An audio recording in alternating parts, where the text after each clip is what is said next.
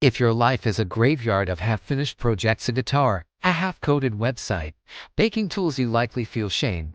Society calls you a dilettante, claiming you lack the grit to specialize. You feel like an imposter, using jack of all trades, master of none to beat yourself up. But you forget the full quote: a jack of all trades is a master of none, but oftentimes better than a master of one. Psychology suggests this isn't a defect. It is a symptom of a highly adaptive nervous system. You aren't failing to specialize. You are building a cognitive architecture known as the N-shaped mind. While the world tells you to focus, your brain is preparing for a future where hyperspecialization is a liability. For the last century, the world was an I-shaped game, rewarding those who dug one hole deep.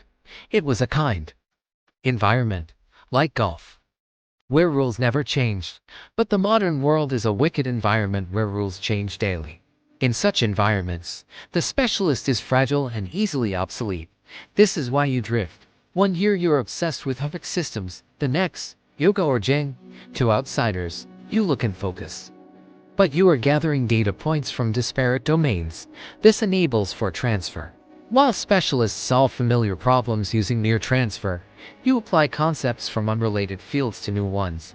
Consider the web developer who was a beekeeper. That agricultural experience allows them to understand organic systems and growth cycles in ways a specialist coder never could. They aren't just writing code. They are cultivating an ecosystem. That is innovation through synthesis. You feel behind seeing others become senior vice presidents while you switch tracks. You are misunderstanding your potential. You aren't T-shaped. You are unshaped. An unshaped person has multiple pillars of depth connected by curiosity. The trap is building all pillars at once. Successful polymaths practice serial mastery, viewing life in seasons. You might spend your 20s on art, then pivot to programming in your 30s. You didn't quit. You simply finished that season of construction. Evolutionary biology provides another trait: redundancy. In nature, redundancy is strength.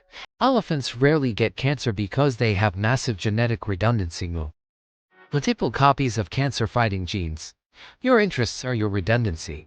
A specialist engineer is terrified if AI takes their job, but an engineer who knows wiring, and teaching is unbreakable. You haven't been dabbling, you've engaged in strategic adaptability, building a safety net for any economic shift. Stop apologizing for your hobbies. They were semesters in a university of your making.